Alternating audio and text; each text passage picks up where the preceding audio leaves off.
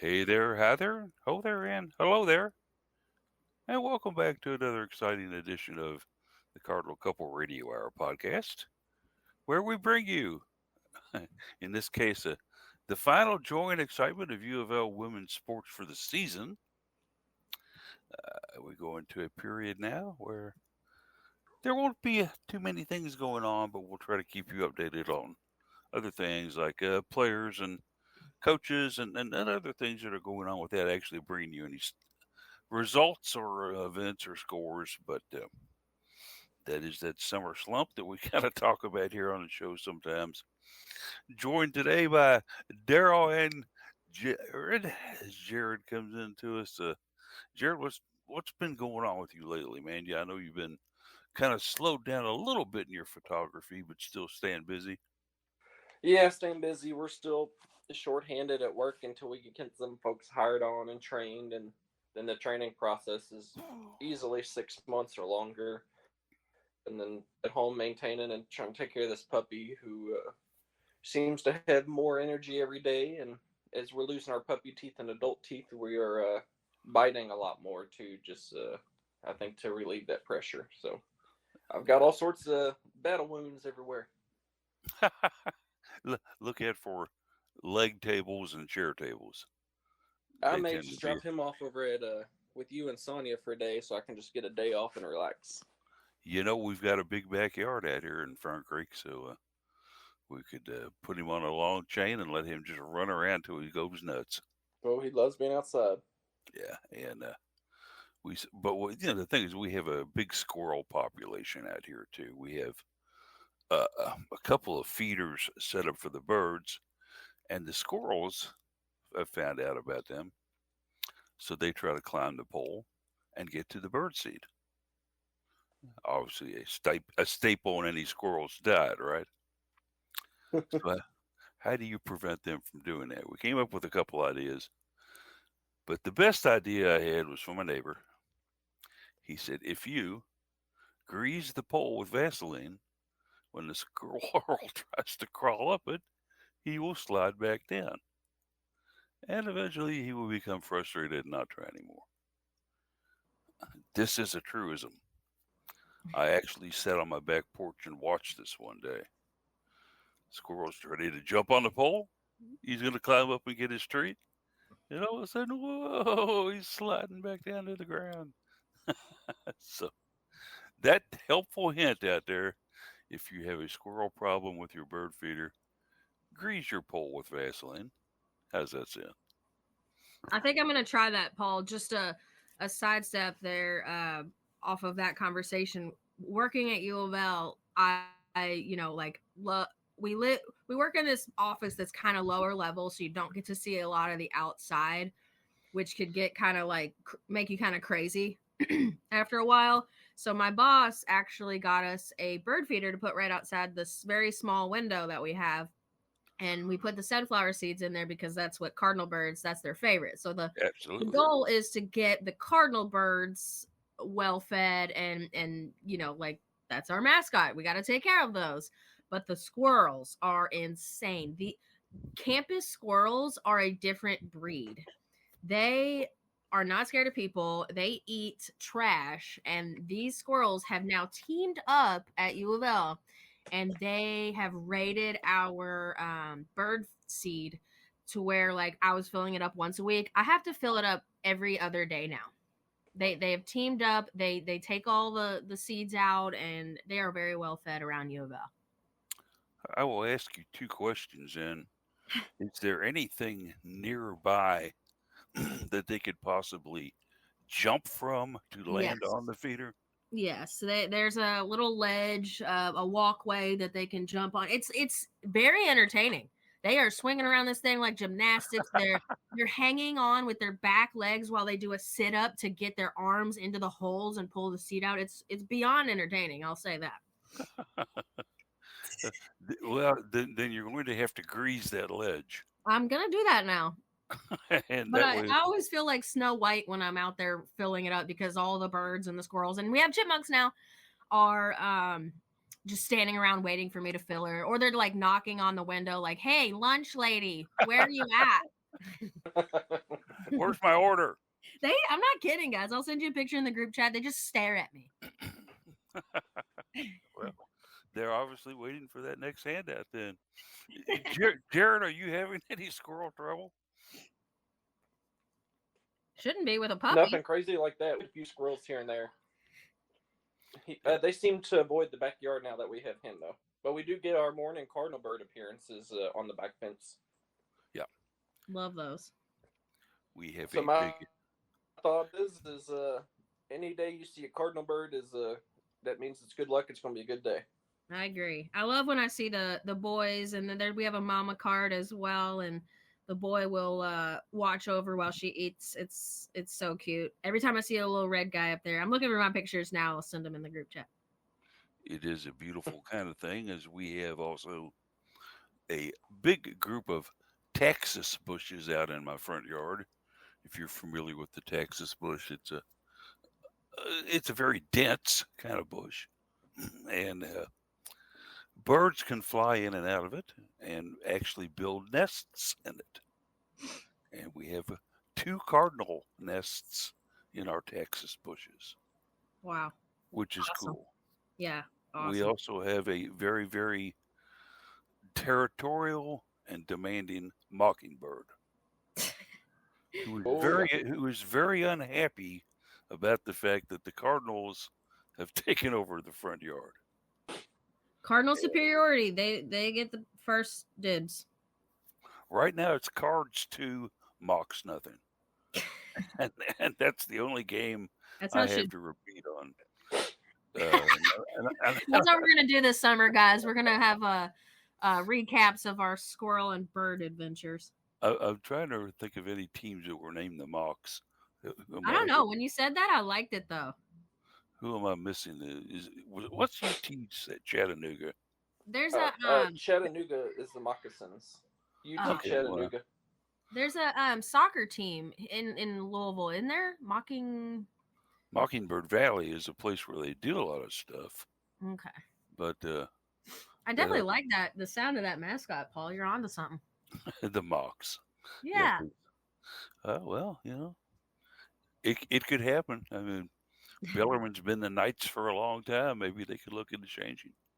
I don't see too many Knights around their Newburgh Road or on their campus, but I'm sure there's Mockingbirds. So take that heed. I just sent the picture to the group chat. If y'all want to look at that real quick, you can see the little ledge that these wild animals can. I put a pile of seed right there on the ledge of the walkway. So that's for the squirrels and the chipmunks. But instead, they have to go hang off of that bird feeder. And we're on like 3rd bird feeder because they have learned how to open it and get inside of it. They are a different breed. That is fantastic. I cannot show that picture to anybody else, though, because if my squirrels see it, they will find another way to try and get to my bird feeders. Because there is one pine tree I have fairly close to one of them, and I have actually seen them try to crawl out to the highest point on the pine tree they can get, and then leap and try to get to the bird feeder. But it is a little further out than they can actually jump. And so they end up falling to the ground, sitting there for a second like, what happened? And then run back and scurry off somewhere. So anyway, if you've got any great cardinal bird or squirrel stories or even mockingbird stories, put them in our comments section at cardinalcouples.com. We'll be happy to read them and give you full credit for your story. Because let's kind of take a look at it here. Right now we're at a point where the last kind of activity we had, kids, was golf. Golf missing the cut in the NCAA tournament. Was close. But Jared, kind of fill us in a little bit on the golf team finishing 7th in Lexington. Yeah, unfortunately, I couldn't follow too much of it, but it seemed like they did pretty well in the early days, and I think day 2, day 3, they kind of didn't have the results they were hoping for. So they just missed out on the cut barely. And from what I could tell, it doesn't look like any of our individuals qualified either, because the top so many individuals that don't qualify with a team, so the highest individual scores outside of that can also move on. And it doesn't sound like Uville had anybody that made it. We are in the post Lauren days. When I say that, Lauren was one of the most recognized golfers in Cardinal history for the women. Without her, it's a brand new bunch to me, basically, because so many of them are gone. But it looks like they do have some upcomers. Carmen Griffiths being one, who is Scottish. How about that? And Isn't then, that where it was invented? That's great. yeah, and other than that, some of the others that are on the team that I really don't know a whole lot about, but you've got Thiena, and I'm going to pronounce that last name Hung. Does that sound correct, guys? That or Hoon, yeah. Let's see if there's a Yeah. pronunciation. And then there's freshman Bailey Burkett. She's, she had a good round, and she's just a freshman, so who knows where she could take this team too.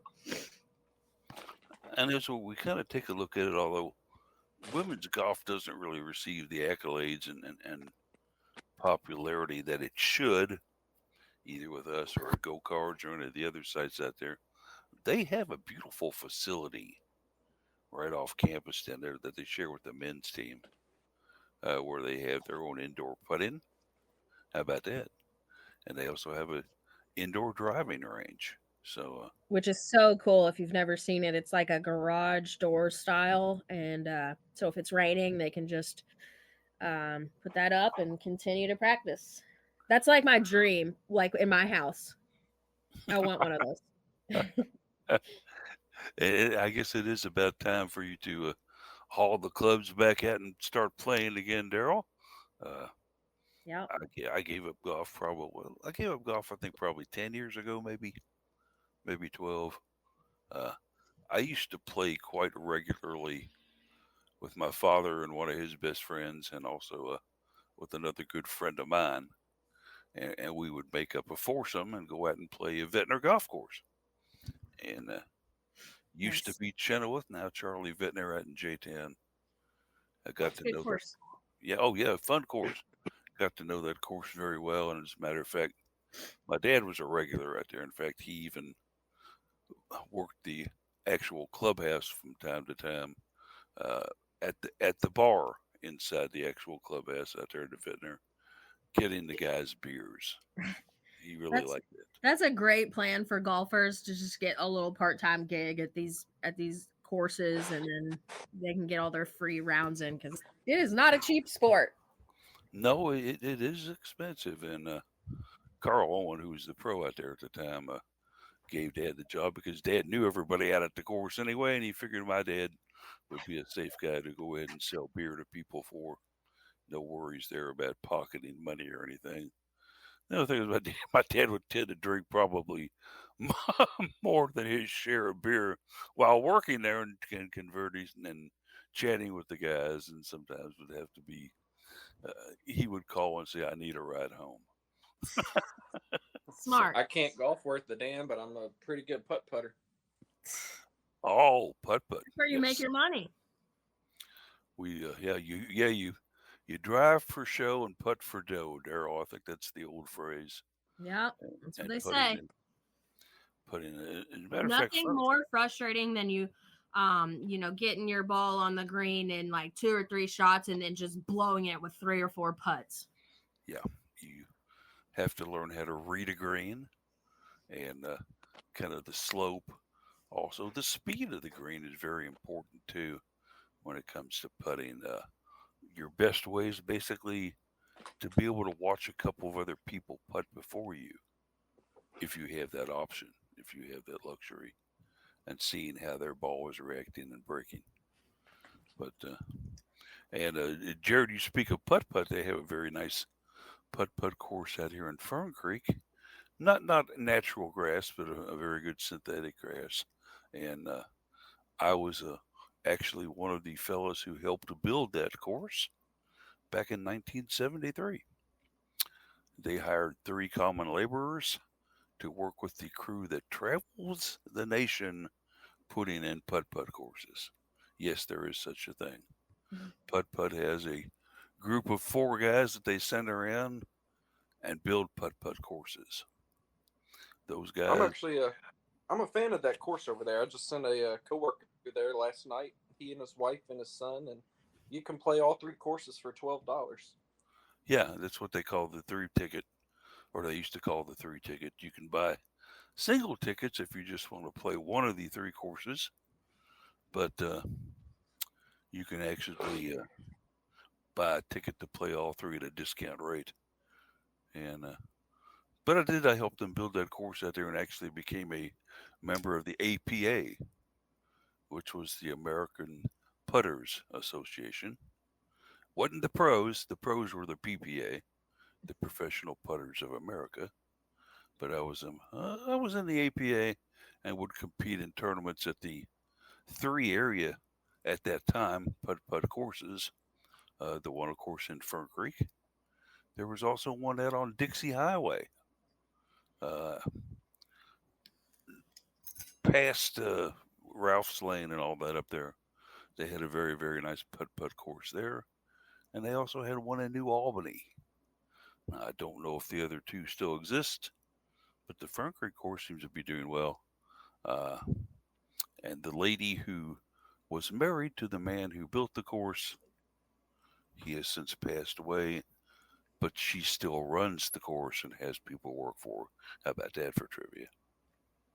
That's nice. So, uh, looking at it though, as we look at Louisville golf, they had a decent season. Uh, we'll kind of discuss it. What do they need to kind of look at for next year and kind of build on trying to move their stock up a little bit, let's say, in the ACC. Yeah. I think you gotta really look into how much you're investing with both recruiting and NIL. I don't know if U of L is going to throw a lot of money there that way or not, but I think our women's golf program has done very well in the last decade and a half. Lots of regional appearances, some super regional appearances in there. I believe they've even hosted here in Simpsonville before, which is great. But I think you just have to be able to recruit with the big dogs out there. Daryl, any Yeah. thoughts on the golf program? Yeah, and I was just gonna follow up saying, just seems like they finished middle of the pack in these tournaments, and you just got to take that next step to get to the top half of the competition, and we, like you said, we need another Lauren, another big name that could come in and have awesome rounds, and hopefully we have somebody on that roster that we're just not not aware that of their greatness yet. Like I said, the freshmen, they could be that next person. We'll just have to keep following them and hope that they can get that next step. Was fortunate enough years ago to go down and do a interview with Kelly Young, who is the women's coach at Louisville, and also with Lauren Hartledge. Hartledge. I was like, I was Yeah. didn't want to say the wrong name. Yeah, I had to kind of think of it. It's been a couple years since she's been there, but yeah, it Yeah. is Hartledge, and she was making some inroads into the LPGA. Last I heard, I haven't really followed her career that closely, but I know that she played in some qualifying tournaments, and I don't know if she's fully a full-fledged member of the LPGA yet or not. But I had a wonderful time talking to her and kind of discussing how she got into the game. And her parents are down in the state somewhere, and we used to take her to the country club that they were a member of. And as a 3 and 4 year old, she would go around and hit golf balls. Imagine, being 4 years old and Mm-hmm. having enough skill and dexterity to hit a golf ball. Right. And I don't remember exactly her accolades in high school, but they saw enough where at that time they wanted her at U of L, and they brought her in, and certainly one of the most recognizable golfers that the Cards have ever had. So, wishing her the best of luck in whatever she's doing and wherever she's at these days, and to bring it on. Make us proud here at Louisville of you, dear. Other things going on. We also had another season kind of recently end on us, and that, of course, is softball. Yeah, that kind of grown there. Uh, the Cards did qualify for the NCAA tournament, or not the NCAA tournament, the ACC tournament, excuse me. But unfortunately, went as a 10 seed out of 12 that made it. They had to face the 7th seed, which was Virginia. And this one was just disappointing all the way around. Yeah. Daryl, just talk a little bit about this one because, they held the lead for so long and then. Right. Yeah, and you're on the road. I told Case or the group that it was my fault that they let that one go.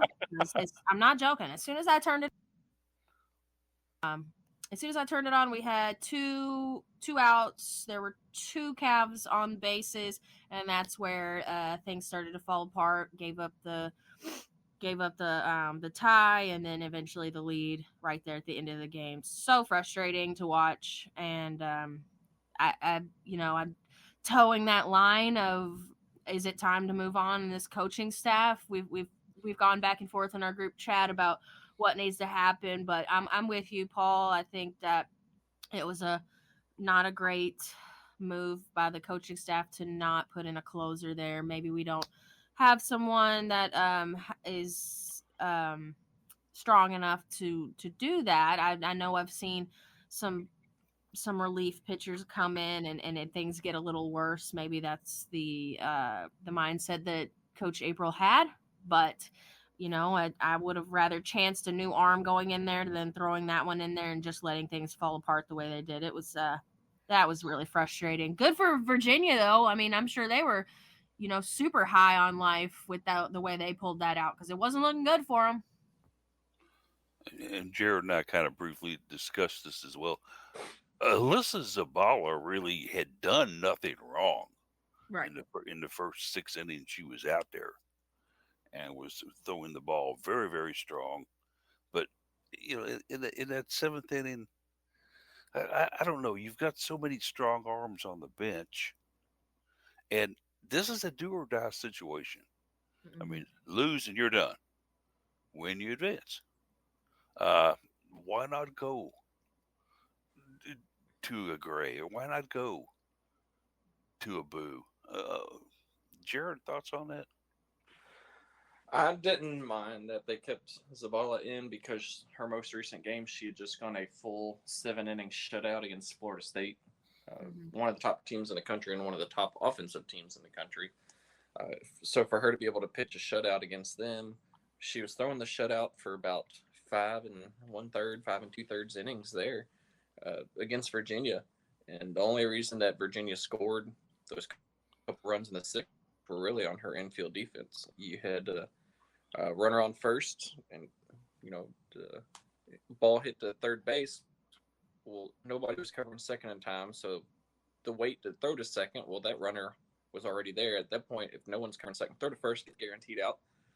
So that would have put the Cards in a 2-out situation. Well, then I think it's very next batter with the runners on first and second. A little bobble at short, late throw to try and get it to second. Runner beat it once again. At that point, throw to first, get a guaranteed out. Boom. That would have been 2 quick, easy outs. Virginia wouldn't have scored in the 6th inning. You would have been in a much better position in the 7th. And then they're kind of, once again, bobbling the ball out in left field on a ground ball hit. Allowed a second runner to score at one point. And I think the defense kind of failed her a couple times here and there. Yeah, like that shot out to left field where you could have come, it was like a routine play that you could have come up, made the throw, giving yourself a chance, and she bobbles it and then it ties up. I just shaking my head so hard, guys. Like, this is the kind of stuff that loses you games and gets you knocked out of the tournament. And it certainly came to fruition. Is basically the reason why the Cards are probably most likely 99% sure not going to be in the NCAA tournament. They were high on the RPI list, and had an outside chance maybe if they made it to the finals. But now it looks like the season could be done for them. Although Louisville, scored in one of the most unusual ways to start the game I think I've ever seen in a while, where they basically laid down a bunt and got a home run out of it. What's weird is not that it happened in that game, but that's the second time it's happened for Chelsea Mack in the last month or so, where you lay down a bunt, run into first, and then an overthrow goes to the outfield, and with her speed, she's guaranteed at least third base, if not further. She kept going and going because the Virginia ran a shift, so the right fielder came way in and it played as like a fifth infielder position. So there was nobody within a solid 50, 60 feet of that ball once it made it to the outfield. So great setup for Chelsea Mack. Great way to get on the board early in the game. Cards only managed one more run on top of that, and really left a lot of runners on base, especially second and third base, that you hope they could have found a way to driven in, either with just a hard hit ball into the gap somewhere or just a deep sac fly, just something to score another run or two. But unfortunately, it didn't happen. Unfortunate indeed that it did not happen for the Cards. But as you kind of look forward to what's going to happen with this team next year, I think you have to take a look at what they've got left coming back as far as pitching goes. And it looks like the cupboard is well filled, so to speak, for Holly and her arms next year, gang. Oh, yeah, I'm not worried. Really, in terms of the pitching staff, the only player you're really losing that contributed this season, Sam Boo. Pretty solid career during her time with the Cards, and she had a couple nice appearances where you just needed an upper class player to come in and help settle things down. You're returning Zabala for her senior year. You're returning Lindsay Mullen. I believe it's going to be her senior year as well. She had some solid games, including that big outing against Notre Dame early in the season. Brooke Gray's coming back, and it seems like she's starting to find her footing and in the college level a little bit better. So it wouldn't hurt to get a fourth pitcher on the roster just for a much more healthy rotation. But I mean, at least you've got three solid players with multiple years of college experience that are returning. And with the arms looking good, obviously the next area you've got to look to is hitting. What have the Cards got coming back that's going to allow them to, and even more importantly, what do they need to become an offensive powerhouse? Yeah, I was gonna bigger, stronger players. Yeah, go yard a little more. We need a Marissa Becker back. But I will say I think that the base running has improved a lot. I think they're more aggressive, although that one I think there was a play where in the beginning of the game where can't remember, it's escaping me. Somebody was on base. It was right at the beginning and they attempted to steal and they got out. Forgetting. But it was right at the beginning of the game, and I get it. Like you want to be aggressive from the get go, but sometimes you just gotta let a few pitches go, because I think not long after that they got a few runners on, and we could have used that extra insurance run. Obviously, the way that the final score played out, but just I'm impressed with the base running and how it improved. It's just gotta get cleaned up. Yeah, that was Easton Lotus at the start of the game, who basically he hit a ball to left field. The left fielder was charged with a fielding error, but instead of just staying at first and taking that, Lotus was thrown at second, trying to extend the advantage on the error. And so, unfortunately, that was a base runner they could have had. And certainly, it is Holly April's nature, I think, Jared, for the team to be very aggressive on the base pass. And this is an example where maybe it backfired on them. Yeah, and that doesn't really bother me a ton because when you get that aggressive on the base path, you do run a risk of a couple extra outs every once in a while. For the most part, just stealing and then just aggressive extra base running off of a live ball has proven to be quite successful this season. So you're gonna have those one-off situations. Sometimes you do get out, you get beat. In terms of your stealing, part of that goes into your scout and your film study. What's your pitcher's velocity like? Are they constantly throwing like the high 60s, low 70s?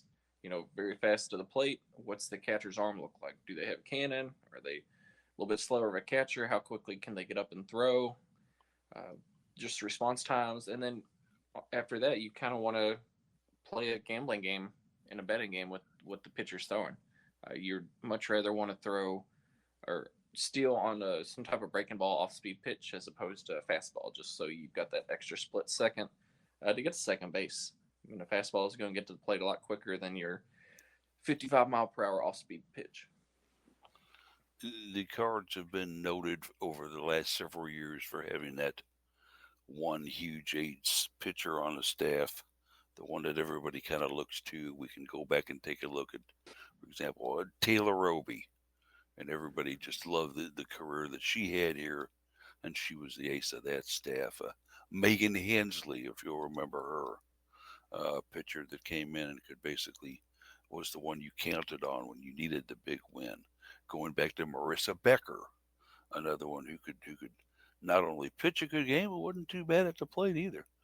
So when you take a look at that, is Zabala in, in the footsteps of being one of those next pitchers that is going to go down in history with the rest of these gang? I think there's potential.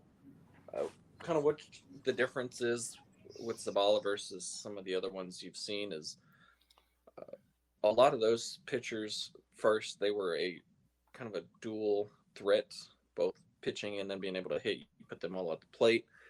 The only one that had any type of speed between Becker, Hensley, and Roby was Hensley. The other two with Becker and Roby, it was either home run, a really deep outfield single, or you're just going to get thrown out running to first, which happens. That's one of your risks you run with your bigger, slower players that are power hitters.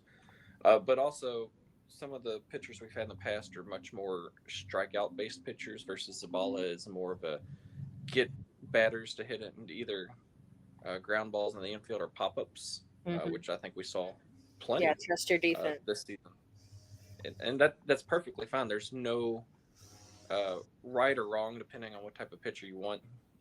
Just sometimes when you're a ground ball pop up pitcher, either your defense isn't supporting you and backing you the way they should, or they're going to hit the ground balls into the gaps in those hard line drives. But strikeout pitchers are also more likely to give up home runs, and I do think we saw that quite a bit in Roby's days. Yeah, I'll just piggyback off of that. It's no knock against her. I don't see Zabala as being a Hensley or a Roby. Like Jared said, those are dual threat athletes that it's just painfully obvious that they have two strong suits. And it's a different type of game when you, like what Jared literally just said, you're trusting your defense to get the outs for you. It's a completely different game. And I feel like I remember Roby, Hensley, Becker, those were all like in your 4 spot of the lineup. So their power and their consistency was obvious. And I think Zabala's right now at the bottom of the lineup, which is still important, but it's just not that dual threat that we're talking about. The actual ACC tournament as it is, they expected Florida State and also Clemson to be the ones up there to contend for the ACC tournament title, and certainly they were correct. The 1 and 2 seeds actually made it to the final. Looking at the rest of the conference looks very, very strong, especially since the addition of the West Coast contingent, and could make the road a little rougher for the Cards down the road.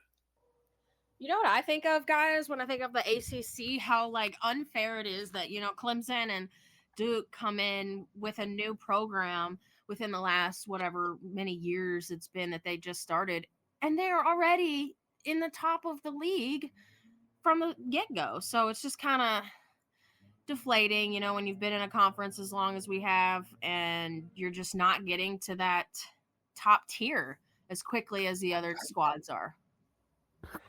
I Yeah, don't. but you have to Go ahead, Joe. also account for on this real quick, Paul, that when it's a new program, you've got brand new facilities, top line, top tier facilities with workout training rooms, locker rooms, the stadium itself.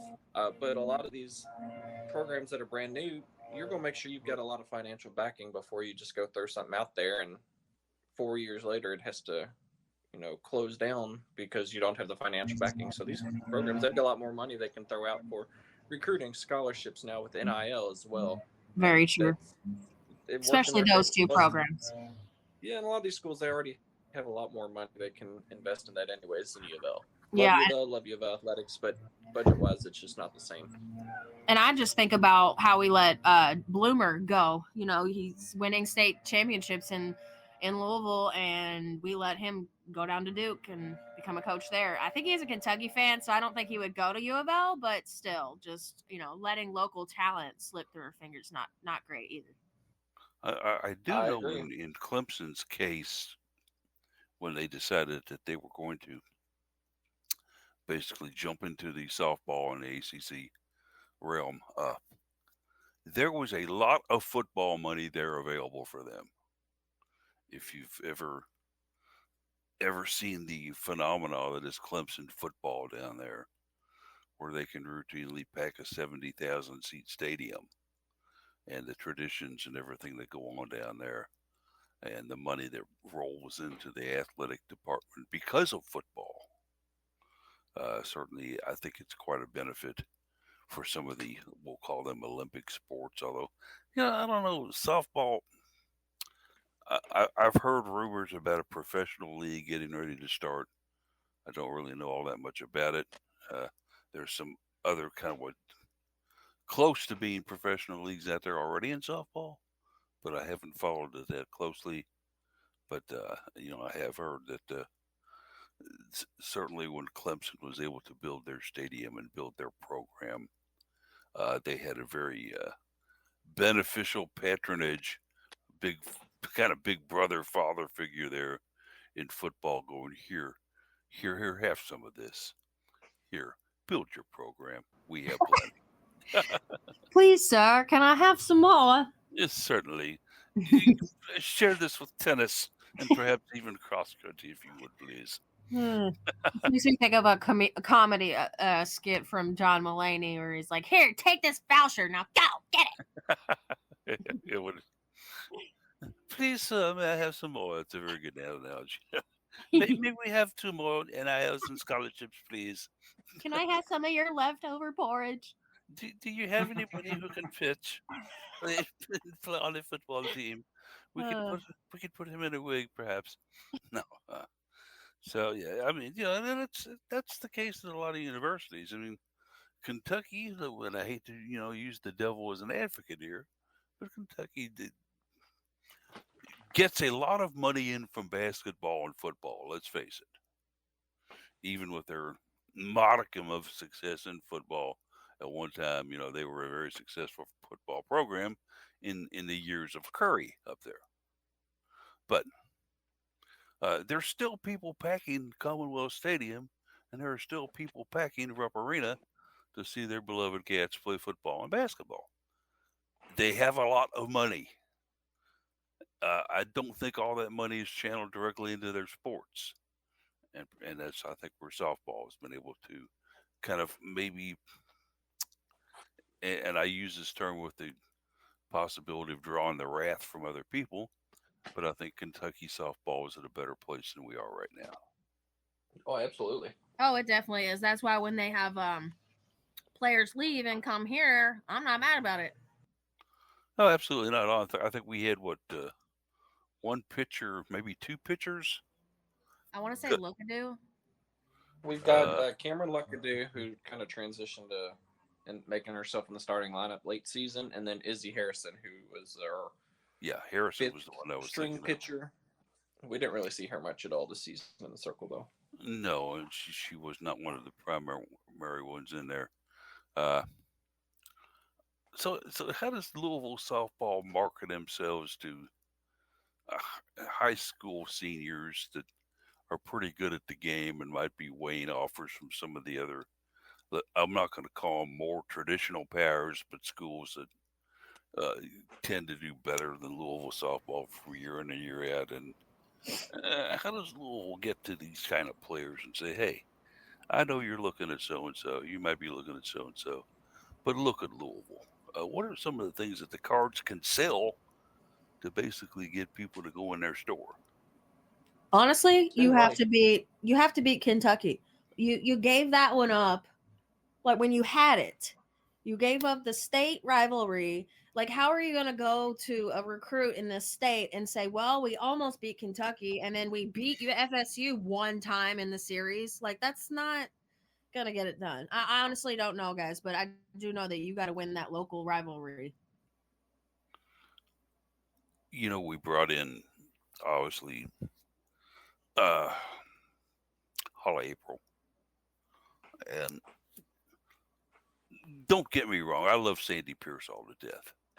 She may be one of my favorite coaches of all time.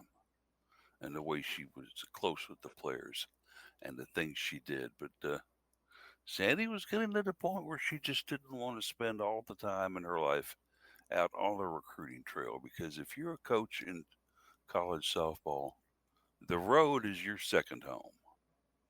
You're constantly watching games. You're constantly looking for talent. You're constantly meeting with prospective players and stuff. We brought in Holly from Pittsburgh, where she had a modicum of success there her final season. So we made her the offer. She looked at our program compared to Pittsburgh's program and said, sure, I think you got a better program than Pittsburgh. I'd be glad to come there. Mm-hmm. But let's play judge and jury on her. Has Holly gotten the job done? Mm-hmm. No. No. You've got 2 NCAA tournament appearances in 7 seasons, not including the COVID year. You know, I think the bare minimum should be making the NCAA tournament.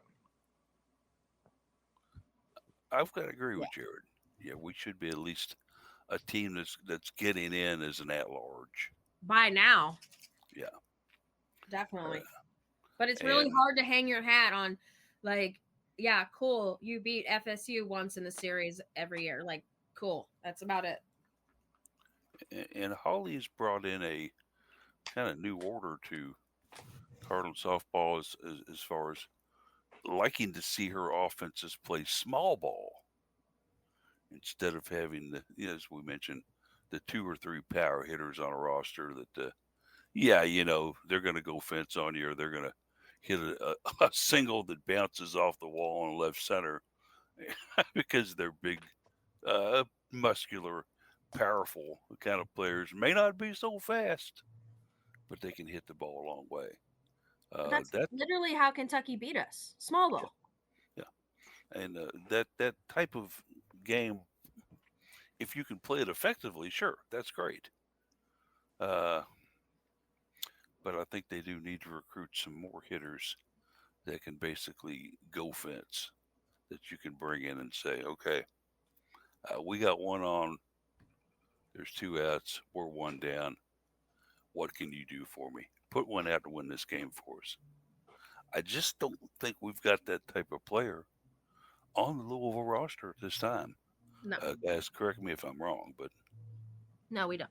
No, I mean, your best, I guess, power hitter on the team really isn't a true power hitter in Charlotte Lorenz. She had 8 or 9 home runs this season, but she's much more of a hit it into the gap in the outfield, multi-hopper defense, and just get to second, get to third with some speed.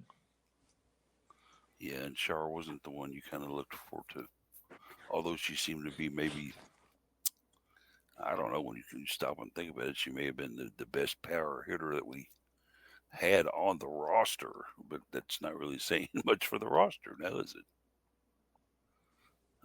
No, and Bree Despines has had some solid hits, but she's much more of a line drive to the outfield type hitter that uses her speed to extend it to a double or triple. Maddie Grant had a little bit of power, not really one to put it out a lot. I think she had 3 or 4 homers on the year, but it's another one. Once again, at least you could hard hit to the outfield. But we have so many small players, small quick players, that we relied on slap hitting, which I'm not really a fan of, and bunting to get players on. Sometimes it works. Going back to that Chelsea Mack and the side of the park home run based because of the bunt throwing error. But more times than not, the teams are going to creep up on you, play a shift. The slap hitting and bunting don't work at that. At that point, you've got to put a ball in the outfield. Yeah, I think you've got to have somebody that you can look at it and say, okay, this person can clear the bases for us if we need it. Exactly. Find the gap. And hopefully they'll get that. But hard to say. I think your defense is just, you got to clean up these silly mistakes that allow the other team to put runs on the board. Like, you don't always have to be the bigger team. You don't always have to get it out of the playing field, but you have to stop the other team from scoring. And to bring up a point to kind of back that up, Daryl, they have moved Allie Alexander to every position of catcher, I think, in the years since she's been there. If there's a hole that needs filling, they put Allie over there. Now, of course, they've created a hole from the position she left, but they're not worried about that. They're looking to fill the most immediate hole. Nothing wrong with utility player. Oh, certainly not at all. And I fully expect, I don't know if she'll be able to get granted extra eligibility or not, but they would probably move her to another position if she comes back. It's just the kind of thing that they've used her for. So, softball, she's out of eligibility. Yeah. Softball, we still need some answers on. Then I think we can kind of rest in unison on that and say, we need to do a little better. But I do want to move to lacrosse. Let's talk about them a little bit. They recently ended let's just come ahead and say it, another subpar season for Scott Teeter. 5-12 overall, 2-7 in conference. Ended the season, of course, on a 2-game losing streak, and then could not even go 500 at home with a 4-5 record. We won't even talk about the road. They won 1 game on the road in 8 attempts. So, yikes! Not so good. Yeah, losing to.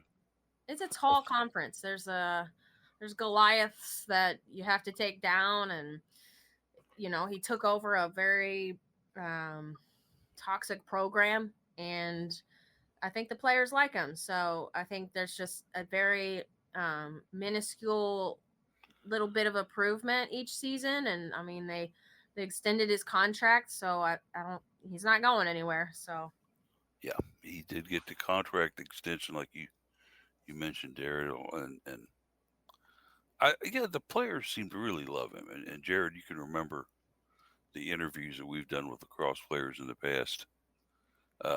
There's never been a harsh word about coaching when it comes to Teeter at all, has there? No, the players all seem to love him and praise him as much as any coach you can run into out there. It's just ACC is so incredibly difficult, and on top of that, you have a challenging non-conference schedule. So there's no true easy games that happen throughout the season.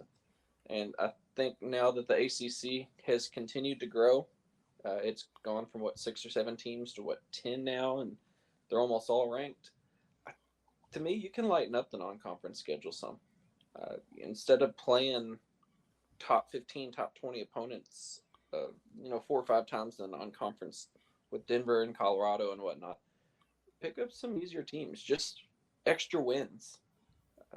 Obviously, your strength of schedule goes down a little bit, but I think for your average U of L fan who doesn't know anything about lacrosse, uh, they're going to look at it and say, "Oh well, at least they won." I'd rather see us above 500.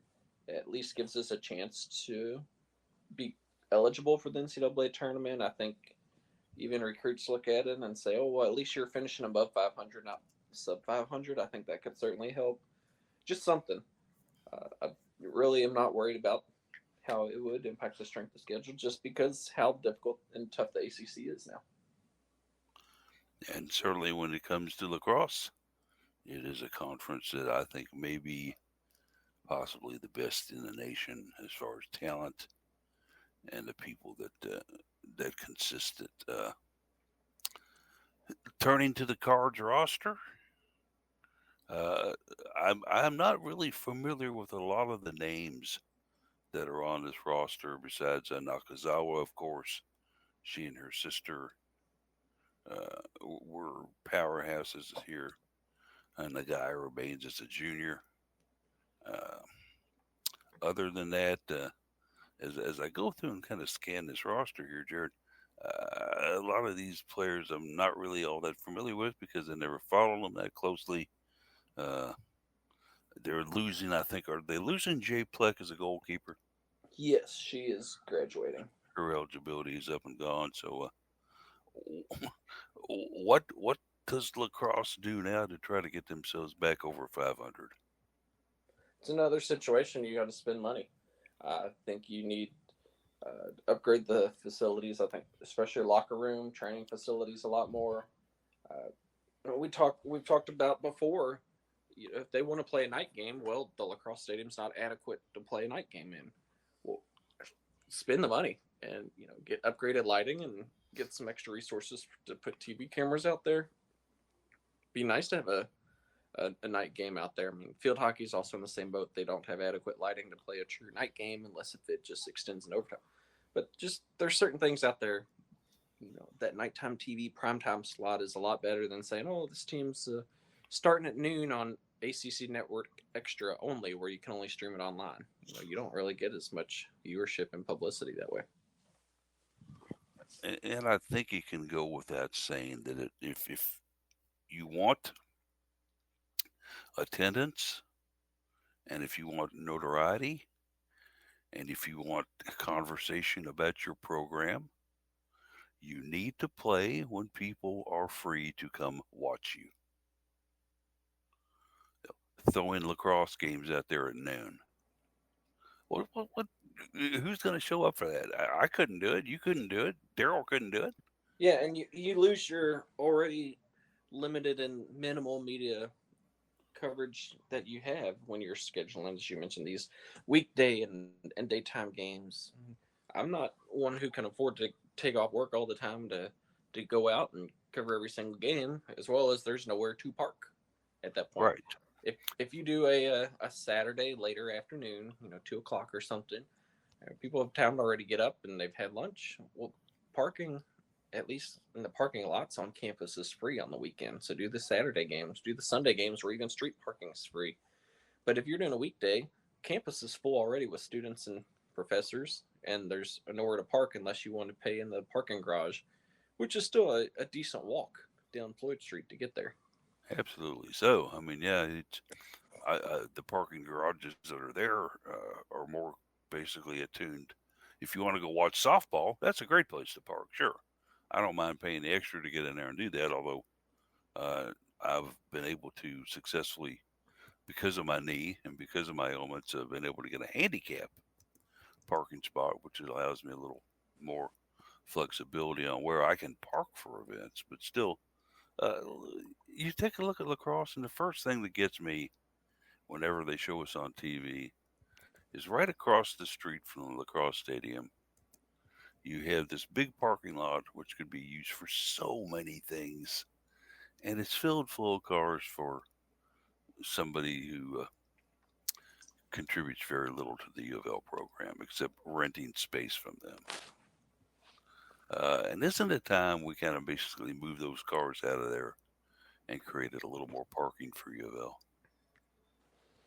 Yeah, then the other issue you run into is I can't remember if that lot there is owned by the foundation or the athletics association, but it's not actually owned directly by athletics. So then you come into these different groups who all should be united for the same purpose, but are all power and money hungry, arguing over, well, who's got the rights to the area, who's got the rights to all the profits.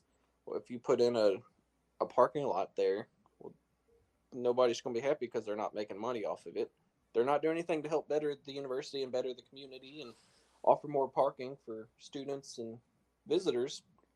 But it's a freaking headache, all because nobody wants to actually do something that would benefit the community, benefit the students, benefit the parents, the just anybody who wants to go out for anything. It's really frustrating, and I think we talked about it before. Is that's also a prime spot if you wanted to build a small arena on campus that could house volleyball, where you're not running your 1,000-person cap. We had talked about that as well, where it is the ideal location to put in a small volleyball arena. Of course, it would be if you did that. There's not a lot of other activities you could basically hold inside of it besides volleyball. But still, volleyball has got to these days, unless they're going to play in the, let's face it, antiquated LNFCU on campus. Where else are they going to go? Downtown to the KFC Yum Center, which is obviously a big arena, but also Louisville, I don't think, has the deals in place to make that free for them. So, interesting things for the Cards athletics programs as we kind of look ahead to the future. And before we know it soon, the fall sports will be calling their annual fall all sports media day. I was not able to go last year. Actually, Case filled in for us last year and represented us, but we get to hear from the soccer program and the field hockey program and some of the other fall programs that come in and talk to us. Looking forward to that, but right now, as we go into the and I don't want to call it a dead period. Obviously, things will be happening with players. Things will be happening with transactions. We've already seen basically, Daryl, you were telling me about a coaching change we just had. Yeah, it's nice having somebody on the inside, ain't it? Yes, it is. We have our source. Every time somebody shows up on my lists, I'm investigating. I'm like, I'll call this one. Don't worry. And yeah, you also got a great picture with you and Teeter too. Yeah, I meant to say that. He came in and picked up his travel card, which means he could be out recruiting. I tend to ask people where they're going because I'm nosy like that. And usually we have coaches send their assistants or whatever in to pick up their cards, and he came in himself, and I was looking at him, and I have to ask for IDs, and he handed it to me. I was like, thought you looked familiar. I noticed his haircut. I don't think I've ever seen it dead short on him. Summertime coming up, Paul. When Jared and I interviewed him earlier in the year and talked with him up in his office up there, he still had some lofts. He still had some curls. But I did mention you, Paul. I said that I was with Cardinal Couple. I introduced him to my boss who was in the office that day, and I said that he knew you, and that my boss was. I think she called you as one of my references, right? Yeah. Yeah. So I let him know that. And certainly, Scott and I have had some great conversations over the years. And let's never forget the fact that, as you all had mentioned earlier, he came in at a time when Louisville lacrosse was at its lowest ebb ever. Toxic. Yeah, the program, the parents, even the players. And he just came in with a calming influence and said, let's just build it back up the best we can. It's in steps. We're not going to do it overnight. Let's see what we can do. So Hey, believe it or not, gang, we have already rolled up on the noon hour, and certainly have had a great discussion on some things here today as far as our spring sports go, the future. We didn't even hardly talk basketball at all in this broadcast, and it must be a first for the Cardinal Couple Radio Hour podcast. But certainly there will be plenty of that kind of talk coming up. We'll be looking to see what things happen with the Cards down the road. Uh, so let's go ahead and segue, I think, into our final thoughts then. And Jared, go ahead and start us out with final thoughts today. Oh, big shout out and congratulations to Elena Scott, Anna DeBeer. The Indy Ignite got a win in the Pro Volleyball Federation semifinals last night. Now they advanced to the championship match on Sunday. So this for Elena and Anna both. The second time that they're involved with a championship game in 5 months, 6 months, which is crazy to think about. And then to start this rookie season for both of them, Anna was hurt. She didn't come in until about a month and a half into the season. So to see her back out there is quite encouraging. And then Elena Scott, who had been the starting libero all 4 seasons in her time at U of L, was not their starting libero at the beginning of the season, but quickly, took that position over, and it's actually become one of the top defensive players in the league that quickly. So just great to see what 2 Louisville natives from Assumption and Mercy have been able to do, and seeing them continue such a great, prestigious career has been exciting to follow. Certainly so great to see that kind of success for Anna. I was in the stands, unfortunately, the day that she went down with that horrific injury, and was up there at the very top of the media row area. And guess who was seated right behind me? Her parents. Oh. Yeah, Mike and his wife were right up there behind us, and I said, God, it looks like an ankle. And Mike goes, she'll get up, she'll be okay. Oh. Well, in any event, And then very, very hard. But it looks like she's back at 100% and doing well now. Is there any way to watch this Indy Ignite on cable or online or anything, Jared? Let me check with some folks to see where it may be streamed at. I'm not entirely sure yet, but I'll definitely have an answer for you that we can get put out there in the Sunday right for everybody to check out. Fantastic then. Daryl, final thoughts. Yeah, I'm just thinking about how graduation is going on already, and how mine was 10 years ago. Like what? I don't understand. How 10 years can just fly the way that they have, and just congrats to all the grads, and just enjoy it while you can. Just crazy how life is on the other side of academics. So just congratulations to everybody graduating. It's a nice day. It is truly a memorable day, isn't it? I can remember when I graduated back in 79, and they used to have that ceremony out on the front lawn. Awesome. That would be cool. Yeah, ours was at the It was pretty cool to have it out on the front lawn. And of course, they sat us in alphabetical order and brought us up in alphabetical order to receive our diplomas. So you had a long wait. It was a long wait. Jared would be done in no time. Yeah. And, you're sitting there, you're waiting. They're through the R's. Okay. Hey, we'll get to the S's eventually. Yeah, okay.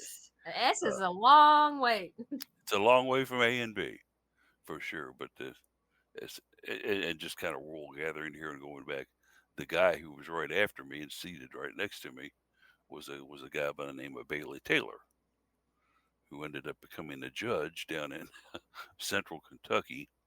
Another interesting trivia fact on that: he was dating and engaged to a girl that I had actually dated my freshman and sophomore year in college.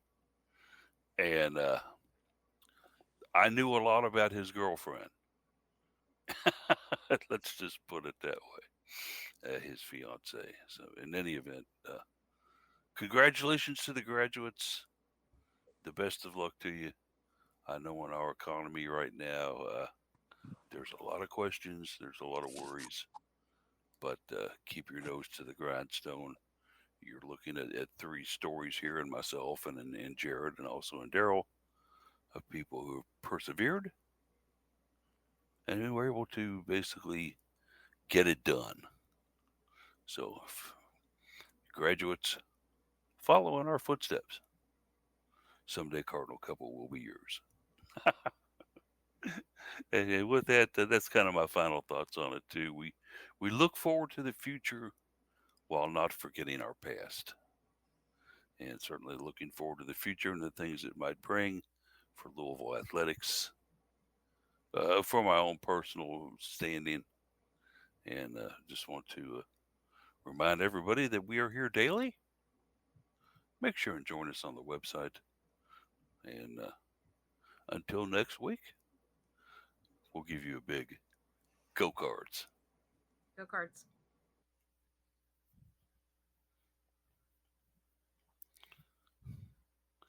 And I guess that Case will probably cut this thing off then. Eventually, I'm not sure how that works, but in any event, thanks for listening, all. We'll see you next time.